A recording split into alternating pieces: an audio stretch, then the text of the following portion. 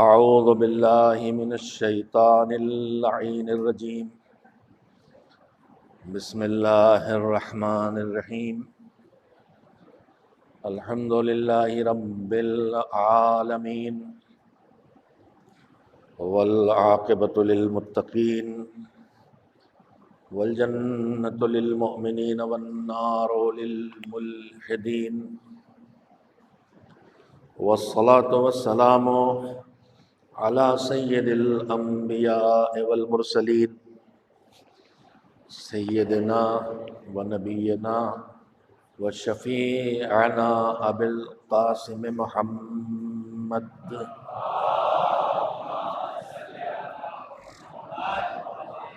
و آلہ الطیبین الطاہرین المعصومین المظلومین واللعنۃ الدائمۃ الباقیۃ علی اعدائہم اجمعین من الآن إلى يوم الدين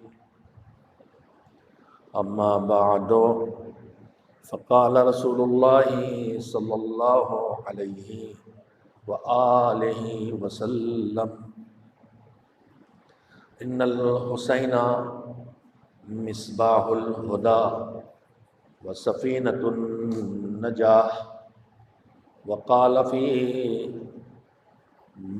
مکان آخر علیہ الصلاۃ والسلام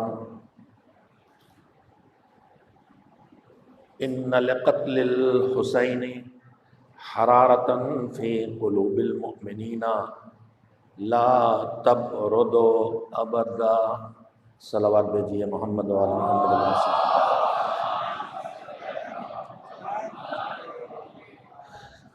سرور کائنات حضرت محمد مصطفیٰ صلی اللہ علیہ وآلہ وسلم کے دو ارشادات کو آپ حضرات کے سامنے پیش کرنے کا روزانہ شرف حاصل کرتا ہوں، جس میں پروردگار عالم کی ہدایت اور انتظام، ہدایت کے انتظام خاص کر کے عصر غیبت میں کس طرح جب زمانے کے ظلم کے نتیجے میں وقت کا ہادی سامنے آ کے ہدایت کا فریضہ انجام نہ دے سکے، پردہ غیب میں جانا پڑے، اس وقت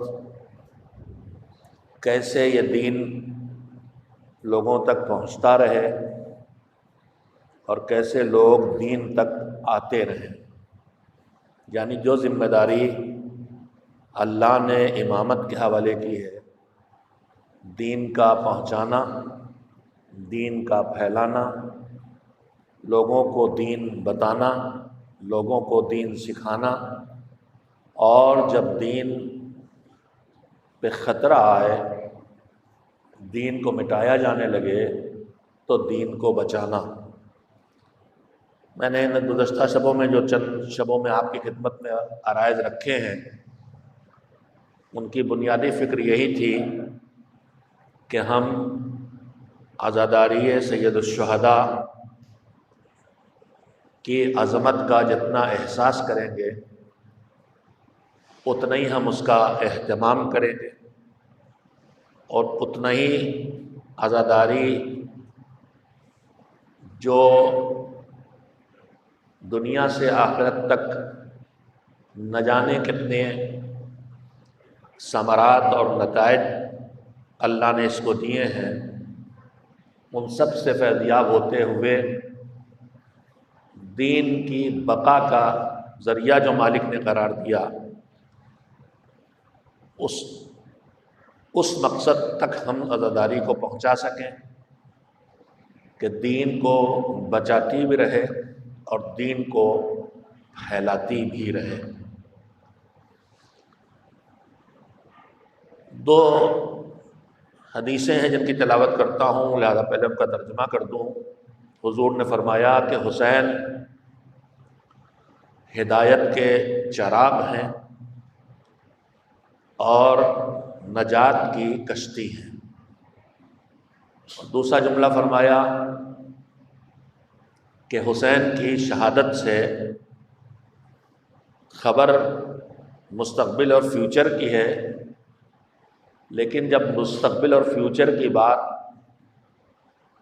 بالکل یقینی ہوتی ہے تو اسے اس طرح بتایا جاتا ہے کہ جیسے ہو چکا ہے۔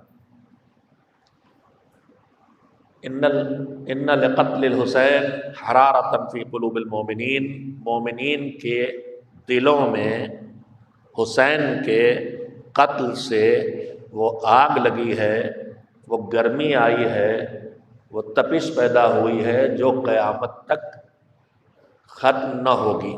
اگر میں عرض کروں کہ اس جملے میں ماضی کا ذکر بھی ہے اور مستقبل کا بھی، یہ جملہ پاس کی طرف بھی اشارہ کر رہا ہے اور فیوچر کی طرف بھی، تو غلط نہ ہوگا، اس لیے کہ میں نے آپ کو سنایا ہے اور ہر سال مجالس میں یہ باتیں دہرائی جاتی ہیں کہ دنیا کے ہر حادثے کا اثر اور اس کا تذکرہ حادثے کے بعد ہوتا ہے۔ ہسٹری اسی کو کہتے ہیں، جو ہو چکا ہے اسے بیان کیا جائے۔ مگر اہتمام میں عزائے حسین کا ایک طریقہ، الہی طریقہ یہ بھی رہا کہ حادثہ بعد میں ہوا ہے، اس کی یاد اسے پہلے سے یاد بھی کیا گیا ہے اور اس پر گریہ بھی ہوا ہے۔ جناب آدم سے لے کے حضرت ختمی مرتبت حضرت محمد مصطفیٰ صلی اللہ علیہ وآلہ وسلم تک حسین ابھی شہید نہیں ہوئے ہیں، حسین ابھی پیدا نہیں ہوئے ہیں اور ان کا غم منایا جا رہا ہے۔ تو یہ اہتمام عزا ہے، جب بڑا اہتمام ہے تو بڑا کام لیا جانا ہے، اور وہ کام وہی ہے کہ جو کار امامت ہے، دین کو پھیلانا اور دین کو بچانا۔ دیکھیے ہم آپ دنیا کے جتنے کام کرتے ہیں، اگر بے توجہی میں نہ ہوں، اگر غفلت میں نہ ہوں، عقل کام کر رہی ہو، تو ہر کام کا کوئی نہ کوئی مقصد ہوتا ہے۔ بے مقصد کام آدمی یا تو بے توجہی میں کرتا ہے یا پھر تھوڑا بہت جب ذہنی طور پر، جس کو بول چال کی زبان میں کہتے ہیں کہ جب اس اوپر والی منزل اس کی کرائے پہ چلی جاتی ہے۔ اگر ہم آپ دیکھیں کہ ایک آدمی سڑک پہ بولتا ہوا اور اشارے کرتا ہوا جا رہا ہے تو ہم فوراً سمجھ جائیں گے کہ بیچارہ کچھ نہ کچھ ذہنی طور پر مریض ہے، اس لیے کہ یہاں وہ کام جو کر رہا ہے اس کا کوئی بولنا سننے والوں کے لیے ہوتا ہے، اشارہ دیکھنے والوں کے لیے ہوتا ہے۔ اگرچہ وہ زمانہ گزر گیا، پہلے سڑک پہ کسی کو بولتے دیکھ، اشارے کرتے دیکھ لگتا تھا کہ کچھ گڑبڑ ہے، اب تو ہر چوتھا آدمی اکیلے بڑبڑ بولتا چلا جا رہا اشارے کرتے ہوئے، پتہ چلا کان میں موبائل لگا ہے۔ یعنی جنون نہیں ہوا تو جنون جیسی کیفیت تو موبائل لے ہی آتا ہے، کان میں ہر وقت لگا ہوا ہے تو کچھ نہ کچھ عقل تو بہرحال اس سے متاثر ہوتی ہے۔ خیر، تو میرے عزیزوں، دنیا کے ہر کام میں بہت سے مقاصد ہو سکتے ہیں، ایک اصل مقصد ہوتا ہے، باقی اس کے اور ضمنی مقاصد بھی ہوتے ہیں۔ ہم کبھی کبھی بڑے مقصد کو بھول کے یا بڑے فائدے کی طرف بے توجہ ہو کے چھوٹے فائدوں کے لیے وہی انرجی صرف کرتے ہیں اور وہی طاقت لگاتے ہیں کہ اسی انرجی اور طاقت سے اس سے زیادہ نتیجے تک ہم پہنچ سکتے تھے۔ میں تھوڑی دیر آپ کا وقت لے کے کہنا چاہوں گا کہ عبادت گزار یعنی ہم آپ جو نیکیاں کر رہے ہیں، عبادت گزار مطلب وہی نہیں جو مصلی پر ہر وقت بیٹھا ہے، عبادت گزار وہ بھی ہے جو روزی کما رہا ہے، عبادت گزار وہ بھی ہے جو وقت کی پابندی کے ساتھ ڈیوٹی کر رہا ہے، عبادت گزار وہ بھی ہے جو بچوں کے گھر والوں کے ساتھ بیٹھ کے باتیں کر رہا، وہ بھی عبادت ہے، اللہ کے حکم کی اطاعت عبادت ہے۔ تو ہم جو اچھے کام کرتے ہیں ان میں پروردگار عالم نے سب سے پہلا نتیجہ اس کا رکھا ہے اچھے کاموں کا دنیا ہی میں اچھے کا اچھا اثر یا اچھے اثرات۔ میں اکثر یہ باتیں کہتا رہتا ہوں، مثلا ہم اپنے ماں باپ کی خدمت کریں، محبت ہے کریں گے، نالائق نہیں ہوں گے تو کریں گے۔ وہ کوئی بزنس یا تجارت نہیں ہے کہ انہوں نے کیا ہے لہذا ہمیں کرنا چاہیے، یہ سوچ کے کوئی نہیں کرتا۔ ماں باپ کی خدمت یہ کوئی ادلا بدلا چکاؤ کا معاملہ نہیں ہوتا، نہ انہوں نے اس لیے خدمت کی تھی کہ بڑے ہو جاؤ تم سے خدمت لیں گے، نہ ہمیں یہ سوچ کے ان کی خدمت کرنا چاہیے کہ انہوں نے خدمت کی ہے لہذا کریں گے۔ اور یہ سوچ ہوگی تو پھر بعض نالائق کہنے بھی لگتے ہیں کہ انہوں نے ہمارے لیے کیا ہی کیا ہے، انہوں نے آپ کے لیے کیا ہے کہ آپ دنیا میں تشریف لے آئے، وجود عطا فرمایا انہوں نے آپ کو، کہ جو آپ کے پاس وجود ہے اور جو عقل ہے اور جو دنیا ہے اور جو ہے وہ سب ذریعہ وہ بنے ہیں۔ اور کیا کہ آپ کو کیا پتہ چلے گا؟ حضور نے ضرور بتایا ہے کہ کسی نے آ کے آتی ہی بات یاد دلانے والی یاد دلاتا ہوں کہ ماں باپ کے ہم حق ادا کرنا تو دور کی بات، اس کے پاس بھی نہیں پہنچ سکتے۔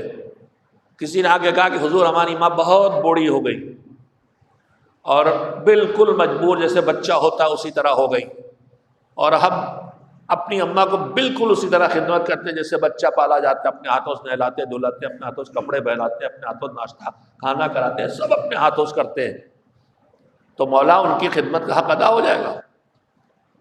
تو جواب کیا ہے معلوم ہے آپ کو، سنتے ہی رہتے ہیں، یاد دلا رہا ہوں خالی۔ حضور نے فرمایا کہ 9 مہینے جو ماں نے پیٹ پہ رکھا ہے اور جو تمہیں جو زحمتیں اٹھائی ہیں، جس طرح پالا ہے، اس کے 1 دن کا بدلہ بھی تم چکا نہیں سکتے، اگر جتنے ذرات زمین پر ہیں اور جتنے قطرات پانی میں ہیں ان کی گنتی کے برابر زندگی تمہیں مل جائے اور تم ان کی خدمت کرتے رہو۔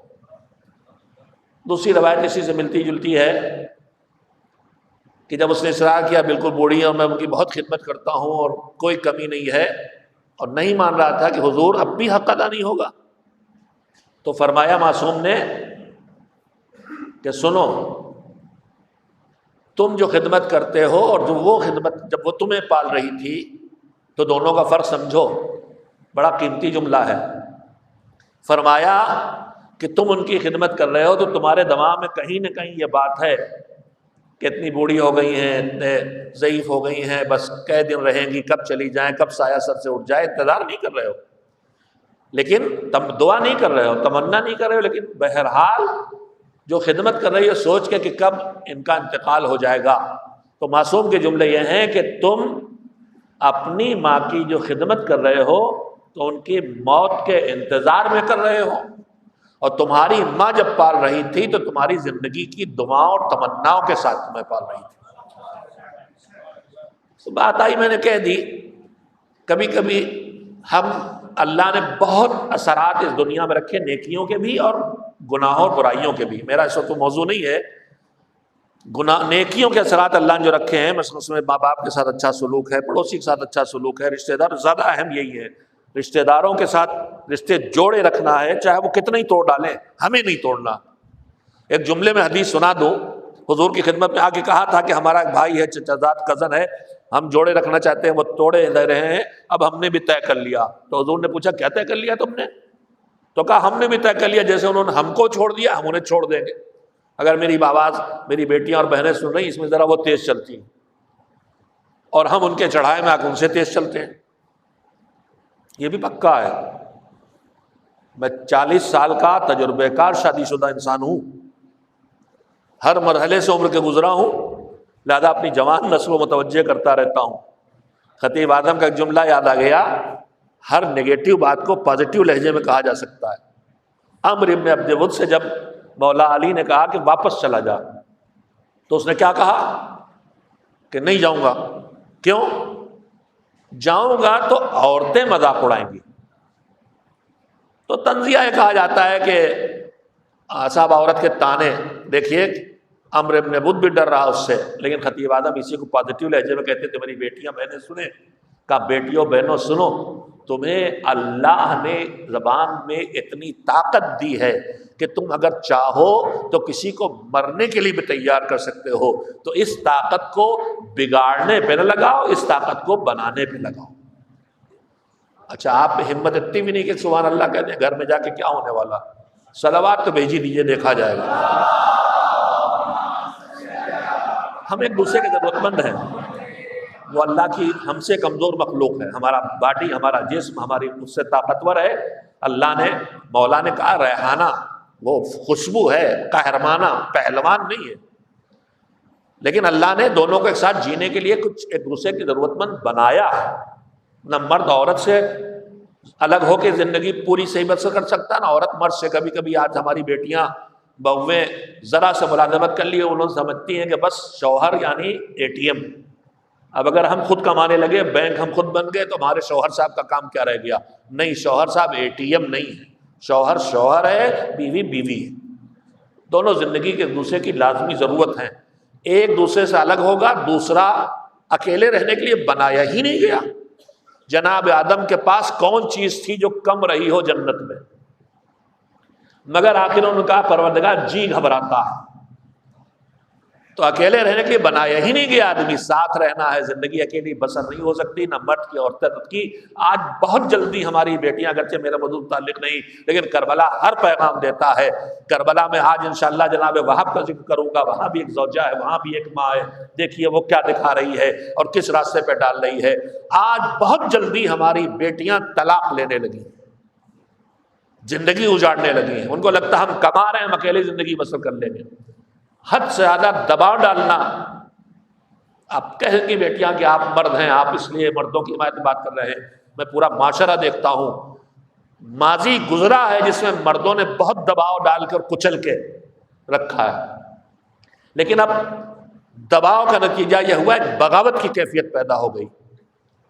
لہذا آپ خلا کے نام سے بیجا طریقوں پر رشتے توڑے جانے کا بھی، اور میرے جیسے سوداگر مولوی، خلا کا صیغہ پڑھنے کا حق صرف یا مرجع تقلید اور فقیہ کو ہے، یا فقیہ نے جسے اس کا حق دیا ہو بس اس کو ہے۔ کہ 10,000 روپے دو خلا پڑھ دو، یہ خلا نہیں ہو رہا، معاف کریں کہ تلخ لفظ بولنے جا رہا ہوں، حرام کاری ہو رہی ہے۔ اور جو بیٹیوں کے باپ جا کے خلا لیتے ہیں ان سے بھی کہنا چاہوں گا، اگر اللہ کا معاملہ ہے تو میرے جیسے تاجر مولوی کے 10-20 ہزار کے ذریعے اپنی آخرت خراب نہ کرو۔ خسرت دنیا والآخرہ ہے، جیب اس کی گرم ہوگی، طلاق صحیح نہیں ہوگا، اور بیٹی تمہاری بدکاری کی مجرم قرار پائے گی۔ خدا کے لیے تماشا نہ بناؤ اس کو۔ خیر صلوات بھیج دیں محمد والے محمد۔ نہیں، دوسرا پہلو بھی کہہ جاؤں گا، ہم میں سے بہت سے مرد ساری مردانگی اسی میں سمجھتے ہیں کہ بیوی کو ستایا اور تنگ کیا جائے۔ نہیں، بالکل درست نہیں ہے۔ آ گئی بات تو سن لیجئے، ایک صلوات بھیجیے محمد والے محمد علیہ السلام۔ کربلا ہمیں ایک دوسرے کا پاس و لحاظ کر کے زندگی بسر کرنے کا سلیقہ سکھاتی ہے۔ پہلے ہم آپس میں تو پاس و لحاظ کے ساتھ زندگی بسر کرنا سیکھیں۔ سرور کائنات حضرت محمد مصطفیٰ صلی اللہ علیہ وآلہ وسلم کا ارشاد ہے، میری بہت سے دیندار بیٹیاں، حتیٰ کہ ذاکرائیں تک، تلخیاں ہیں مگر تلخیاں کہی جائیں گی تاکہ بدلیں، توجہ ہو، مطلقہ زندگی بسر کر رہی، جلدی سے طلاق، یا پھر سماج سیوک بن گئی، گھر کا سنبھالنے کی ذمہ داری سے کوئی تعلق نہیں رہ گیا۔ وہ جو فقہی مسائل ہیں وہ بالکل کناروں کو بیان کرتے ہیں، جس کا نتیجہ نکلتا ہے کہ عورت کو تو مرد پکا کے کھلائے لقمے توڑ توڑ کے، لیکن جو عملی زندگی ہے فقہی مسائل آخری کناروں تک بیان کرتے ہیں، لیکن پریکٹیکل لائف کو سیرت معصومین دکھاتی ہے۔ کہاں لکھا ہے کہ مولا علی کھانا پکا کے حضرت زہرا کو کھلاتے تھے، مدد کرتے تھے اپنی، جب موقع ہوا دال چن دی، جو مدد ہوا وہ کرتے تھے، تو ایک دوسرے کی مدد کرنا ہے۔ اب نماز گزار، عبادت گزار بیٹیاں ہماری شوہروں سے تعلقات خراب، گھنٹوں مسلم بیٹھی۔ سنیے، روایت میں ہے کہ اگر کوئی عورت، کوئی بیوی نماز پڑھے، شدت سے اس پہ تاکید عبادتوں پہ، نماز پڑھے تھی کہ مثلا کمر ٹیڑھی ہو جائے اور روزہ رکھے گے حلق گال چپک جائیں، اور بہرحال اس میں اعمال خیر کا تذکرہ ہے کہ کثرت سے اعمال خیر کرے، مجلس ماتم نماز ہو نہیں، ابھی مسکرا کے سن رہے ہیں، ابھی رو کے بھی سنیے گا، فی الحال بیچ میں صلوات بھیج دیجیے محمد علیہ۔ اسلام بیلنس کرتا، جہاں سے بیلنس بگڑے گا وہیں سے گڑبڑ ہوگی۔ پہلے مردوں نے بہت سختیاں کی، حقوق خواتین کے حقوق بیان کیے گئے، اب یک طرفہ خواتین کے حقوق پہ اتنا زور دے دیا گیا کہ بیچارہ مظلوم ترین وجود میں بنا چلا جا رہا۔ بیلنس ہے نا، آپ ان کو کچل سکتے ہیں نا، وہ آپ کا پوری زندگی نماز اور روزہ اور گریہ اور تلاوت کرے کرے کرے، لیکن اگر شوہر کو تنگ کرتی ہے، اس کی حیثیت سے زیادہ اس سے ڈیمانڈ، خرچہ واجب ہے دینا چاہیے، لیکن وہی جو اس کی حیثیت کے مطابق، اگر تنگ کرے تو ارشاد یہ ہے کہ جنت جانا تو دور کی بات، یہ مسلوں پہ گھنٹے بیٹھ کے، یہ مجلسوں میں معاف کریں گے کہا جائے گا یہ مجلس سے روک رہے ہیں، حالانکہ مسلم بھی کر رہا ہوں، گھنٹوں وظائف الابرار گھنٹوں لیے بیٹھے، نہ بچوں کا ناشتہ نہ شوہر کا، عادت بن گئی ہماری مجلسوں میں غائب سماج سیوا بنی ہوئی، یا نہیں تنگ کر رہی ہے، یہ روتی، یہ کپڑے چاہیے، یہ والے جوتے چاہیے، یہ ماڈل چاہیے، یہ موبائل چاہیے، حیثیت سے زیادہ اس کی۔ مولا علی کی اور جناب زہرا کی سیرت کے جو ٹکڑے ان میں سنیے، مولا علی نے بھی گواہی دی، انہوں نے بھی، جناب زہرا نے کہا میں نے کبھی کوئی ایسی بات کی ہی نہیں کہ علی کو ناگوار گزرے، اور جناب زہرا کی گواہی مولا علی نے دیتے ہوئے کہا کبھی کوئی ایسی بات نہیں کہ مجھ ناگوار گزرے، اور میں نے بھی زہرا کے لیے کبھی کوئی ایسی بات نہیں کی کہ جو ان کے لیے سخت۔ ساری زندگی عبادت کرو لیکن شوہر کو تنگ کرو تو روایت کہتی ہے کہ جنت کی خوشبو بھی نہیں ملے گی، اور اسی روایت کا اگلا فقرہ ہے جبکہ جنت کی خوشبو 70,000 سال کے فاصلے سے سونگھی جا سکتی۔ اب یہ برسوں کا فاصلہ آپ جانتے ہیں نور کا ہوتا ہے، جب اسپیڈ روشنی، نور کی روشنی کی اسپیڈ ہے وہ ٹائم سے جوڑی جاتی ہے، مریخ کتنے 1000 سال میں پہنچی روشنی، کون کس کی روشنی ہم تک کب پہنچتی ہے؟ 70,000 سال دوری سے فاصلے سے جنت کی خوشبو آئے گی، مگر اس عورت کو نہ آئے گی جو اپنے شوہر کو تنگ کرے، چاہے زبان سے چاہے عمل سے۔ اور دوسری طرف فرمایا، اور اسی طرح بیلنس ہے، مرد کے تئی نمازی، روزے دار، حاجی، خیرات کار، خیر، ماتم، مجلس، سب کچھ کر رہا ہے، مگر توجہ نہیں ہے، تنگ کر رہا، اپنی زوجہ کو تنگی میں رکھے، حیثیت دی ہے، کنجوسی کر رہا ہے، بخل کر رہا ہے، ستا رہا ہے، ظلم کر رہا ہے، ڈیمانڈ کر رہا ہے، یہ لعنتیں سب ہمارے اندر آ گئیں۔ بے غیرتی کی انتہا ہو گئی کہ ہم بیوی کے گھر والوں سے روزی کمانے کا ذریعہ اسے بنا لیں، لعنت ہو ایسے پر جو اتنا بے غیرت ہو، ڈیمانڈ کریں ہم اس سے، اس کا تو حق ہے ہم سے خرچہ مانگے، ہمارا کوئی حق نہیں ہے، اس کا یہ حق نہیں کہ ہماری حیثیت زیادہ ہم پہ دبا ڈالے، ہمارا تو کوئی حق ہی نہیں اس سے کچھ مانگنے کا۔ مکار لوگ آج دنیا میں آ گئے، جہیز تو آپ کی بیٹی آپ خود دیں گے، آپ جانیں، ہمارے مہمانوں کا خیال رکھیے گا بارات میں۔ کس نے کہا آپ سے بارات لے کے جائیے بھائی؟ مہمان آپ کے، آپ سنبھالیے، لڑکی والوں سے کیا مطلب؟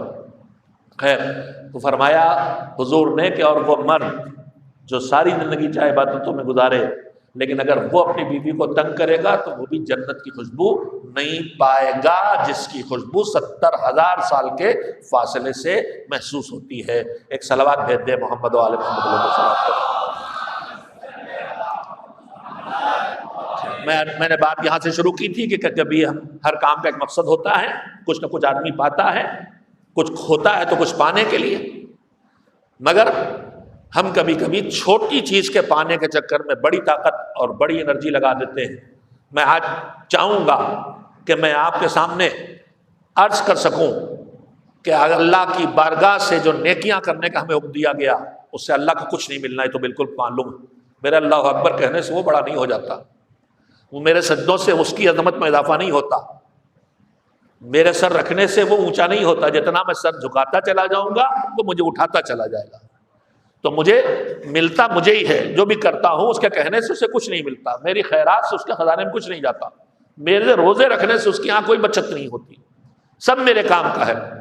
مگر میرے کام کا کیا کیا ہے؟ پہلی چیز ہے دنیاوی اثرات، جو میں بار بار بتا رہا ہوں، صلہ رحم کے اثرات، عمریں لمبی ہونا، ماں باپ کی خدمت کے اثرات، توفیقات میں اضافہ ہونا، عمریں لمبی ہونا، تندرستی پانا، صدقے کے اثرات، ہر کار خیر کے اندر اثرات ہیں، وہ خود موضوع ہے کہ کس کار خیر سے دنیا میں کیا فائدہ ملتا ہے۔ لیکن اب دنیا کے اثرات کے بعد شروع ہوتی ہے آخرت کی بات، اللہ سے دنیا کے علاوہ پانے کی بات۔ تو کم سے کم جو ملتا ہے، کوئی نئی بات نہیں ہے، صرف ایک ترتیب آپ کے سامنے رکھنا چاہتا ہوں، کم سے کم ایک نیکی کے بدلے کتنا ہے؟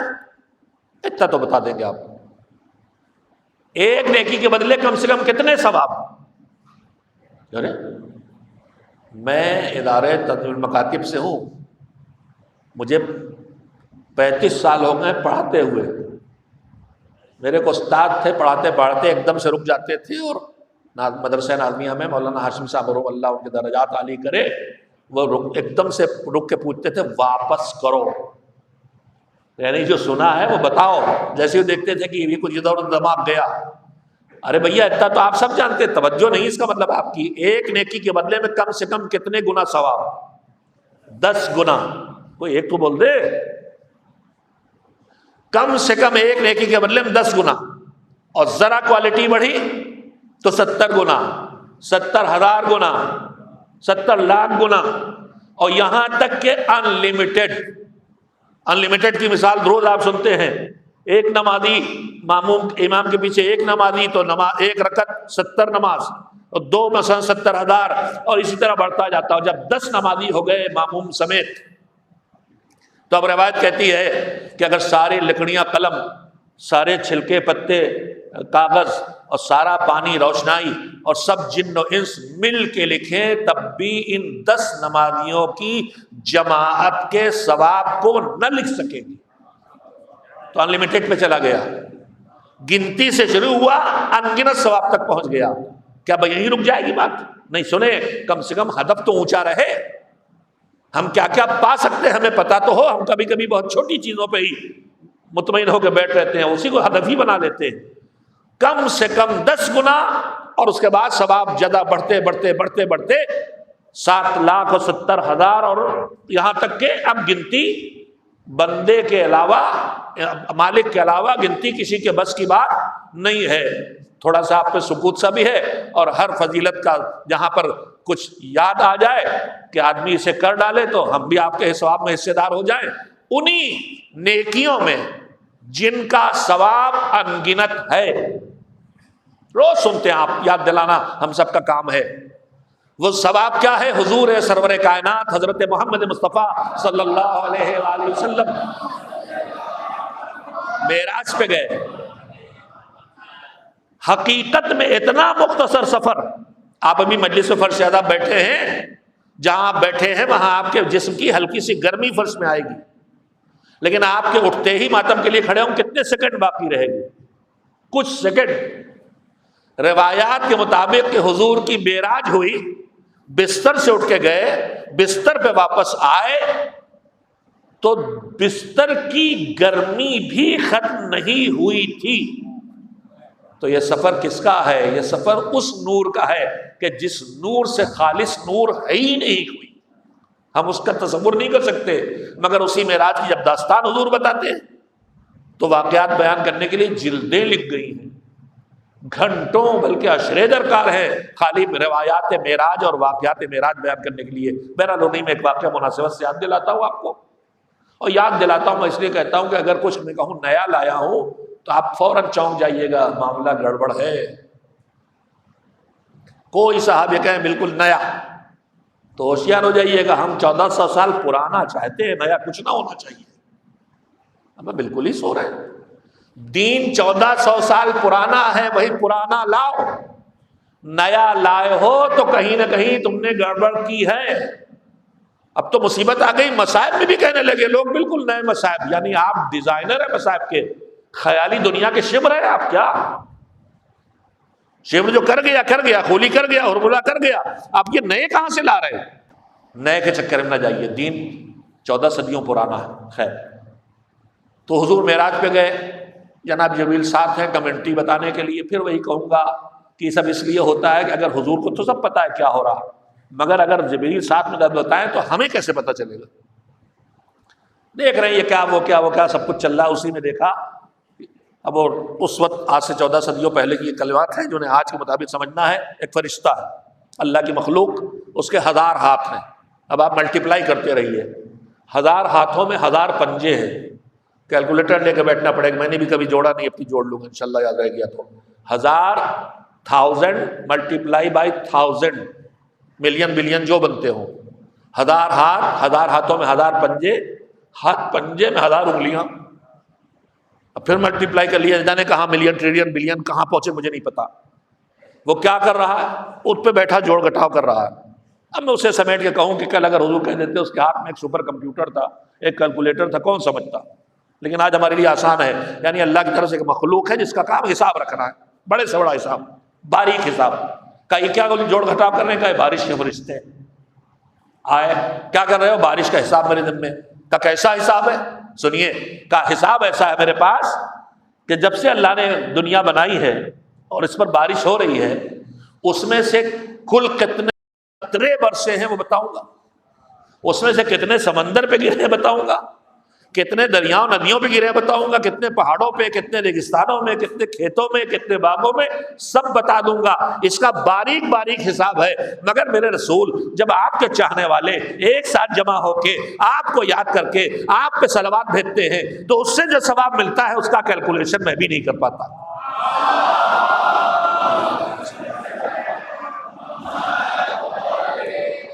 تو اللہ سے جو ہمیں پانا ہے، دنیا میں جو ملنا ہے، کہیں روزی میں برکت ملے گی، کہیں وسعت ملے گی، کہیں بیماری سے نجات ملے گی، کہیں صحت ملے گی، کہیں حفاظت ملے گی، سب تو ملتا ہے دنیا میں اعمال خیر کا۔ مگر یہیں پہ نہ رک جائیے، ہمارے سارے چلے، ہماری ساری منتیں انہی پہ اٹک کے رہ گئی۔ میری بیٹیاں، میرے بہنیں، میرے بھائی جو منتیں ماننے آتے ہیں، خالی یہاں کی یہ منت نہ مانو کہ مجھے اولاد مل جائے، یہ منت بھی مانو کہ میری اولاد ناصر حسین بنے۔ عباس کا علم پکڑ کے نہ مانو کہ میرے مولا میری مراد پوری ہو جائے، میرے بیٹے کی نوکری لگ جائے، یہ بھی مانو کہ میرا بیٹا جب کمانے لگے تو حلال روزی ان ہاتھوں سے کمائے تاکہ آپ کا علم اٹھانے کے لائق بنے۔ کچھ ادھر کا بھی مانو، سب یہیں کا نہ مانگو، کچھ ادھر کی بھی سوچو، انہی کے ذریعے ملے گا، کہیں اور ملنے والا نہیں۔ حسین کے تعزیے پر، تابوت پر حسین یاد آتے ہیں، مانگو، مگر خالی دنیا نہ مانگو، کچھ آخرت بھی مانگ لو، کچھ ایمان بھی مانگ لو، کچھ تقویٰ بھی مانگ لو۔ میرے بچوں، میری بیٹیوں، میرے عزیزوں، ہم رک جاتے ہیں، بہت پیچھے رک جاتے ہیں، بہت آگے جا سکتے ہیں۔ جزا پہلا سفر ہے دنیا کی چیزوں کے بعد۔ اب جزا مل جائے تو بے حساب جزا تک پہنچے، کیا آخری پوائنٹ ہے؟ نہیں، اللہ کے بندے اس سے آگے جاتے ہیں، اس سے آگے جاتے ہیں۔ میں جلدی جلدی سناؤں، وقت ختم ہو رہا ہے۔ اللہ کے بندے اس سے آگے جاتے ہیں۔ یہ بتائیے، مولا علی کی پوری زندگی کا کوئی ایک لمحہ کیا عبادت خدا سے خالی ہے؟ نہیں۔ ان کا جاگنا، ان کا سونا، ان کا بیٹھنا، ان کا اٹھنا، ان کا بولنا، ان کا چپ رہنا، ان کا کمانا، ان کو کھلانا، ان کا کھانا، جو کچھ بھی ہے سب قربتاً اللہ ہے۔ ان کا ہر کام اللہ کے حکم کی اطاعت کے لیے، پوری زندگی عبادت ہی عبادت، ساری زندگی عبادت۔ مگر ان عبادتوں میں اللہ کی طرف سے جزا ہے، جزا ہے، جزا ہے، جزا ہے۔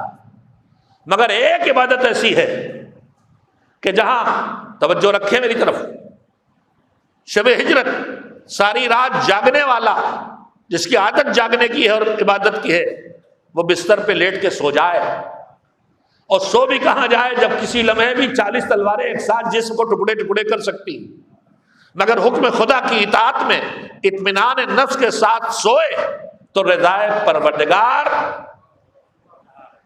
تک پہنچ گئے، رضا مل گئی۔ وَمِنَ النَّاسِ مَن يَشْرِي نَفْسَهُ ابْتِغَاءَ مَرْضَاتِ اللَّهِ، لوگوں میں وہ بھی ہیں جو اپنے آپ کو اللہ کی مرضی اور رضا اور رضا کے بدلے بیچ دیتے ہیں۔ اب یہ عمل اتنا اونچا اٹھ گیا ہے کہ یہاں جزا کافی نہیں ہے، اس کے آگے اللہ کہتا ہے اب یہ کم سے کم میری رضا لے پائے گا۔ تو میں صرف نمونے رکھنا چاہتا ہوں کہ عمل آگے بڑھے تو جزا سے آگے رضا تک پہنچا سکتا ہے۔ پھر اس کے بعد ابھی معصوم دنیا کے نمونے ہیں، لیکن ناممکنات میں نہیں ہے، ان کی پیروی کا ہمیں حکم دیا گیا ہے۔ یہ بتائیے ہم آپ ساری نعمتوں پہ زندگی بھر اللہ کا شکریہ ادا کرتے ہیں؟ شکریہ ادا کرنے والے ہم، جس کا شکریہ ادا کر رہے ہیں وہ، تو ہم کون ہوئے؟ شاکر۔ اور اللہ کون ہے؟ مشکور۔ مشکور کا مطلب ہوا جس کا شکریہ کیا جائے۔ اردو ہماری بہت کمزور ہو گئی ہے، ہم اکثر کہہ دیتے ہیں ہم آپ کے ممنون و مشکور ہیں، یہ غلط ہے۔ چلیے ایک آدھ کے کام آ جائے گی، ہمارے مولوی بھی نئی نسل کے کبھی کبھی بھی توجہ بول جاتے ہیں، کم سے کم ہم کو یہ غلطیاں نہیں کرنا چاہیے، تھوڑی بہت عربی پڑھی ہم نے۔ ممنون عربی میں من، نون کی تشدید کے ساتھ کہتے ہیں احسان کو۔ ممنون جس پر احسان کیا جائے، تو آپ کا میں ممنون ہوں، یعنی آپ نے مجھ پر احسان کیا ہے، ٹھیک۔ اب میں کہوں وہ مشکور ہوں، تو آپ تشریف لائے میرے گھر پہ، آپ نے زحمت کی، اب میں آپ سے کہوں کہ میں آپ کا ممنون و مشکور ہوں تو الٹ جائے گا۔ آپ میرا شکریہ ادا کریں، مشکور مطلب ہے کہ آپ کا احسان مند ہوں اور آپ نے میرا شکریہ ادا کیا، یہ نہیں کہنا چاہتا۔ کہنا کیا چاہتے ہیں؟ آپ کا احسان مند ہوں اور آپ کا شکریہ ادا کرتا ہوں۔ تو مشکور کا مطلب ہوتا ہے جس کا شکریہ ادا کیا جائے، ممنون جس پر احسان کیا جائے۔ ہم آپ اللہ کا شکر ادا کرتے ہیں، شکر ادا کرتے ہیں، بندوں کا شکریہ ادا کرنے کے لیے کہا گیا۔ ہمارا کام ہے اس کی نعمتوں پہ اس کا شکریہ ادا کرنا، مگر کبھی کبھی بندوں میں بھی وہ آ جاتے ہیں کہ جن کے عمل پر اللہ ان کا شکریہ ادا کرتا ہے۔ وقت پیش کرنے کا نہیں ہے، آپ مجلسیں سنتے رہتے ہیں۔ سورہ دہر جو نازل ہوا تو کیوں؟ 3 دن افطار روزے کے بعد، بیماری کے بعد 3 دن افطار، روٹی اٹھا کے فقیر کو، یتیم کو، اسیر کو۔ اب یہاں یطعمون الطعام علی حبہ مسکینا و یتیما و اسیرا، پھر وہ منہ سے کچھ نہیں کہہ رہے، اللہ ان کی بیان زبان، دل کی بات کو اپنی زبان سے کہہ رہا۔ ہم تو چھوٹا سا کام کرے 100 بار گناتے ہیں، ایک کھانا کھلا دیں تو 100 بار پوچھیں گے حضور کھانا کیسا تھا۔ میں مجلس پڑھ کے تو 4 بار پوچھوں گا مجلس کیسی لگی۔ یہ ہلکا پن ہے ہمارا، یہ کسی کے ساتھ کوئی اچھا سلوک کیا گیا ہے تو اسے جتانا جو ہے وہ تباہ کر دینا ہے، اور جتانے میں اگر عزت نفس بھی چلی جائے اس کی جس کے ساتھ جتا رہے ہیں تو پھر تو الٹا پڑ گیا۔ قرآن مجید صاف کہتا ہے وَلَا تُبْتِلُوا صَدَقَاتِكُمْ بِالْمَنِّ وَالْأَذَىٰ، اپنی نیکیوں کو جو تم نے صدقات یعنی وہ کام کیے ہیں جو تم پہ واجب نہیں تھے، چاہے پیسے سے کیے ہو، چاہے وقت سے، چاہے علم سے، جو تم پہ واجب نہیں تھے، اپنے صدقات و خیرات کو احسان جتا کے اور اذیت دے کے باطل نہ کرو۔ ہم بہت گوڑتے ہیں اپنی نیکیوں کو، کر کے پوچھا کرتے کیسا لگا، چائے کیسی سے دے کھانے تک، اور انتظام کیسا تھا، اور میری شاعری کیسی تھی، اور ہم سب تباہ کیے اپنے آپ کو۔ لا تبطلوا صدقاتکم، بڑی کڑوی سنا رہا ہوں، اسے تھوڑا میٹھا کر لیا ایک صلوات بھیج کے۔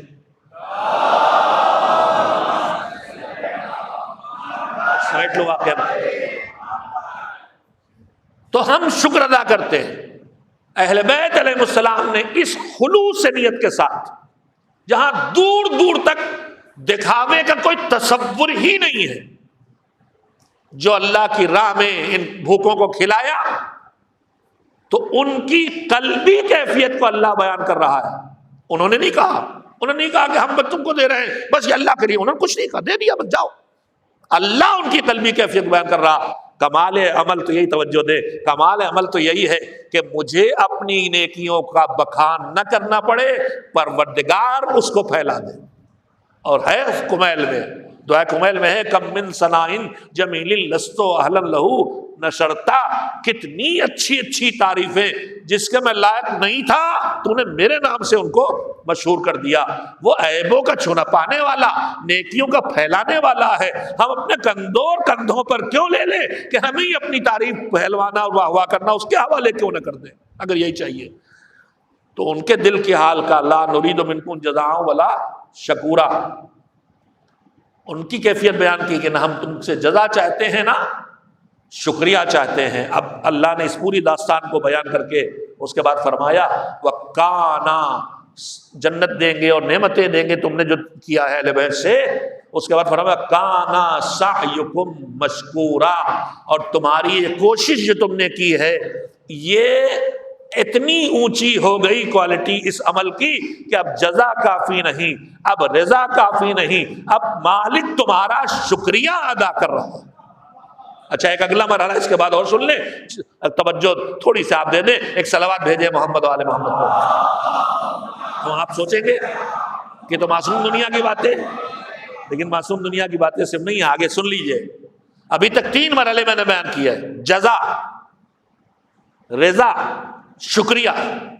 جزا اللہ کی، عمل بندے کا، رضا اللہ کی، عمل بندے کا، شکریہ اللہ کا، عمل اللہ کے بندے کا۔ مگر آگے بڑھیے، مجلسیں سنتے ہیں، اللہ کرے کہ آپ فوراً متوجہ ہو جائیں، مجھے تفصیل میں جانے کا وقت نہیں ہے۔ قرآن مجید میں رسول اکرم حضرت محمد مصطفیٰ صلی اللہ علیہ وسلم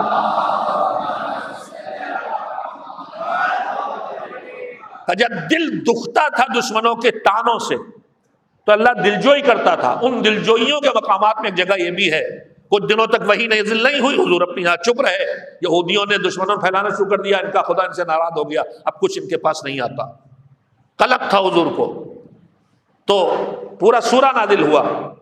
اس میں یہ سلسلہ یہاں سے شروع ہوتا، ما ودعک، بسم اللہ الرحمن الرحیم، ما ودعک ربک وما قلی، انہیں بدنام کر بکنے دو، بول جو کہتے کہنے دو، ما ودعک ربک، اے میرے پیغمبر نہ تمہارے رب نے تمہیں رخصت کیا ہے اور نہ تم سے کچھ وہ دکھی ہے اور دور ہوا ہے، ناراض واراض بھی نہیں تم سے نہیں کر دیا ہے، ان کو کہنے دو۔ اس کے بعد دلجوئی کے لیے احسانات گنانا شروع کیا کہ ہم نے تمہارے، تم کیوں شکستہ خاطر ہوتے ہو ان کہنے کم وقتوں کے، دیکھو ہم نے تمہارے ساتھ کیا کیا کیا ہے، ہم تمہیں کیسے چھوڑ دیں گے، تم تمہارے عزیز ہو، حبیب ہو۔ اسی میں گنایا الم یجد کا یتیمن فآوا، اسی سلسلے میں پھر آگے کیا ہے ووجدک عائلا فاغنا، اور بھی اللہ کی طرف سے حسن سلوک، لیکن 2 حسن سلوک اسی سلسلے میں۔ کیا ہم نے تم کو یتیم پا کے پناہ نہیں دی؟ کیا ہم نے تم کو عائلن ضرورت مند پا کے غنی نہیں بنایا؟ مجلسی مجمع ہے، اللہ کرے بات پہنچ جائے۔ یتیم ہوئے تو پالا کس نے، پناہ کس نے دی؟ بنا دی ابو طالب نے۔ دور تنگدستی میں دولت کس نے دی؟ خدیجہ نے۔ عمل کس کا؟ ابو طالب کا۔ پناہ دے ابو طالب، اللہ کہے ہم نے پناہ دی۔ مال دے خدیجہ، اللہ کے ہم نے غنی بنایا۔ یہ عمل کی وہ اونچی کوالٹی ہے کہ جہاں عمل بندے کا ہوتا ہے خدا کہتا ہے یہ عمل ہمارا ہے۔ ایک صلوات بھیجے محمد و آل محمد علیہ السلام۔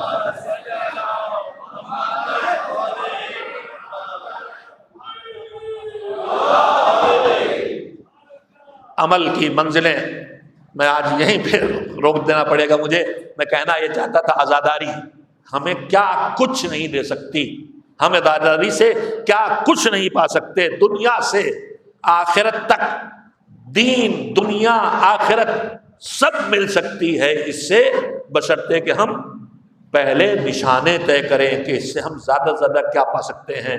ہم چند منتوں میں دنیا کی نہ رک جائیں، ہم چند نیازوں میں آ کے نہ رک جائیں، ہم کہیں جو بہت کچھ مل سکتا اس سے پیچھے نہ رک جائیں۔ ہمارے دماغوں میں وہ ہونا چاہیے کہ ہم کیا کیا پا سکتے ہیں۔ اور کربلا والوں نے ہمارے لیے راستے کھول دیے ہیں کہ تم جنت تو تمہارے نگاہوں کے سامنے دنیا میں آ جائے گی، تم کیا نہیں پا سکتے۔ تاریخ آگے بڑھ رہی ہے، آج 3 محرم ہے، 4 کی شب لگ چکی ہے، 5 محرم سے ہمارے پورے معاشرے میں بلکہ پورے عالم تشیع میں کچھ خاص شہداء کے تذکرے کیے جاتے ہیں۔ البتہ علاقوں کے اعتبار سے تھوڑی تھوڑی تبدیلیاں ہو جاتی ہیں۔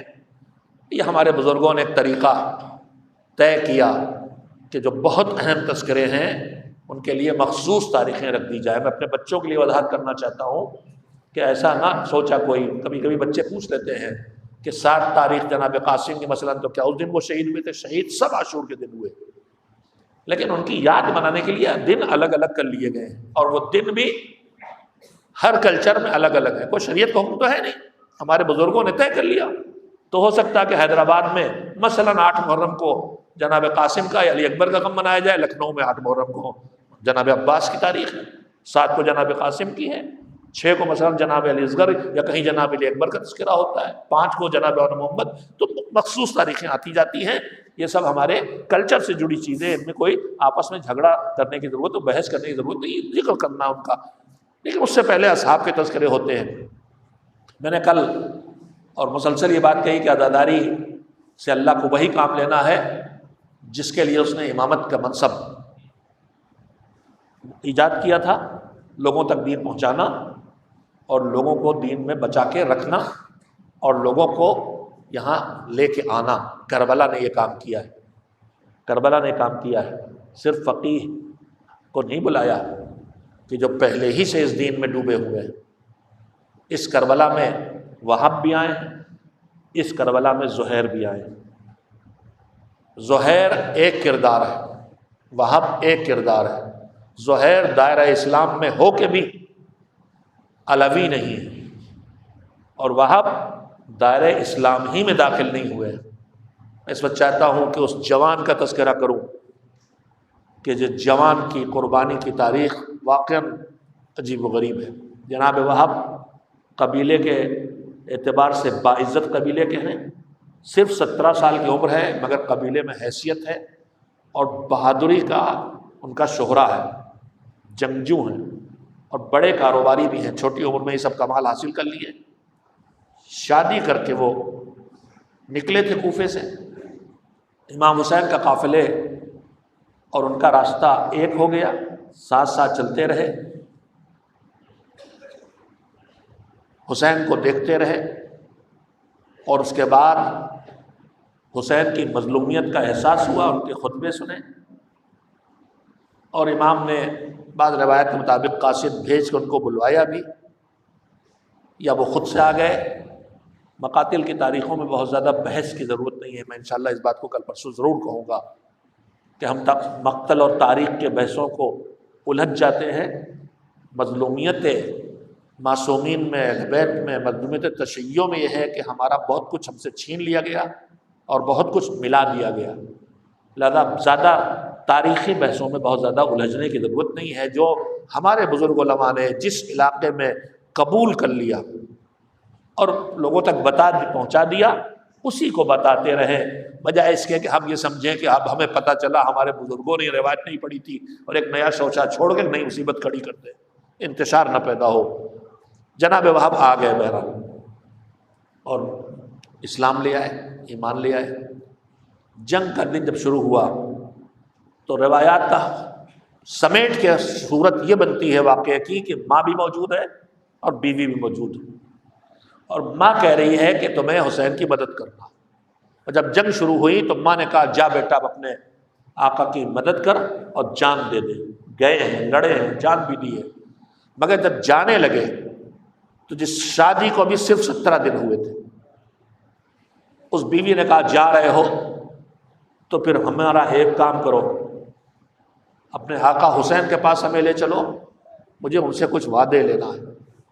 وہاب لے کے آئے، کہا آقا میں جا رہا ہوں مگر یہ کہہ رہی ہے کہ آپ کے سامنے کچھ وعدے لینا چاہتی۔ کہا کیا ہے بتا۔ کہا آقا وہاب میدان میں جا رہے ہیں، لڑیں گے، شہید ہوں گے، جنت چلے جائیں گے، میرا بہت چھوٹا سا ساتھ رہا ہے، آپ وعدہ کیجئے کہ اکیلے جنت نہ جائیں گے، مجھے لے کے جائیں۔ یہ نہیں کہا کہ ابھی شادی ہوئی ہے بیوہ نہ ہونے دیجئے، بس مجھے اکیلے چھوڑے نا، جنت لے جائیں، مولانا کا وعدہ۔ اور دوسری گزارش یہ ہے، ابھی اس کی سوچ سے اوپر ایک تھی بات کہ جا رہے ہیں، سرپرست میرا خط چلا جائے گا، جنگ کے حالات کیا ہوں گی، دشمن کیا کرے گا، لہذا آپ اجازت دیجئے کہ مجھے زینب و کلثوم اپنی شہزادیوں کے خیموں میں جانے کی اجازت دے دیجئے، تاکہ جب لوٹ مچے ان کا خیال یہ ہے کہ وہ یہ خیمے محفوظ رہیں گے، پیغمبر کی بیٹیوں کے خیمے ہیں۔ باپ کو کیا، باپ کی زوجہ کو کیا معلوم ہے کہ یہ مصیبت پہلے زینب کے سر پہ آئے گی، ام کلثوم تازیانے کھائیں گی، تماچے لگائیں گی۔ حسین نے اس کے دل کی تسلی کے لیے کہہ دیا ہاں اس کی بھی اجازت ہے۔ اب وہاں وہاں سے رخصت ہوئے، چلے میدان جنگ میں آئے، لڑے۔ پہلے حملے میں دو بڑے پہلوان، ایک زیاد کا اور ایک ابن زیاد کا غلام آئے لڑنے مقابلہ۔ پہلے انہوں نے کہا تم حقیر ہو، تم سے نہیں، زہیر کو بلاؤ۔ جناب وہاب نے کہا تم پہچانتے کہ رجس پڑھا، تم سمجھو میں کون ہوں، میں حسین کا غلام ہوں، میں لڑوں گا، ان کی حمایت کروں گا۔ رجس پڑھ کے حملہ کیا اور ان کی انگلی کٹ گئی ہاتھ کی، مگر اس کے بعد بھی لڑے اور دونوں کو وسیلہ جہنم کیا، جنگ لڑی۔ مجموعی طور پر 25 سے 30 سے زیادہ ظالموں کو واسل جہنم کیا ہے۔ لڑ کے پھر آئے ماں کے پاس، زخموں میں لگ چکے تھے، خون بہہ رہا تھا، انگلیاں کٹ چکی تھی۔ اماں راضی ہیں؟ قربان اللہ، کیا نہیں بیٹا، جا اس شریف وجود حسین کے اوپر اپنی جان دے، تب راضی ہوگی۔ پھر گئے، جنگ ہوئی، اور پھر دشمنوں نے حملہ کیا، ایک ہاتھ کٹا، دوسرا ہاتھ کٹا، دونوں ہاتھ جب کٹ گئے تو زوجہ خیمے میں دیکھ رہی تھی، ایک مرتبہ ایک ستون لے کے نکلی اور دوڑی اور دشمنوں پہ حملہ کیا۔ وہاب نے وہیں پکارا، ابو عبداللہ میری ناموس کی حفاظت کیجئے۔ حسین نے کہا کنیز خدا، اللہ تجھے جزا دے، اللہ تجھے جزا دے، خیمے واپس آ جا۔ خیمے واپس آ گئے، تھوڑی دیر نہیں گزری تھی، بے دست و پا وہاب ظالموں نے گھیرا، سر کاٹا، سر کاٹ کے ماں نکل آئی تھی، زمین پہ ماں کی طرف پھینک دیا، لڑکتا ہوا سر ماں کی گود میں آیا، ماں نے چہرے پہ خون پوچھا، خاک پوچھی، لبوں کو بوسا دیا، پھر پوری طاقت سے اٹھا کے ارے حسین کی مدد کے لیے ظالم کی طرف بیٹے کا سر اسلحہ بنا کے پھینکا۔ آواز دی جسے ہم دے دیتے ہیں، پھر واپس نہیں لیا کرتے، بیٹے کے سر سے اسی کے قاتل کو واصل جہنم کیا۔ ظالم آگے بڑھے، بعض روایات کے مطابق وہیں پہ شہید کر دیا گیا، بعض روایات کہتی حسین خیموں میں واپس لے آئے۔ میں کہوں گا میرے مولا، ارے ابھی سرے وہب کو ماں نے بوسا تو لے لیا، تڑپ کے رہ نہیں گئی، مگر آپ کا کٹا ہوا سر نوکے نیزہ پر دیار دیار بیٹی دیکھ رہی ہے بابا۔ وَسَيَعْلَمُ الَّذِينَ ظَلَمُوا أَيَّ مُنْقَلَبٍ يَنْقَلِبُونَ أَلَا لَعْنَةُ اللَّهِ عَلَى الْقَوْمِ الظَّالِمِينَ اللهم تقبل منا إنك أنت السميع العليم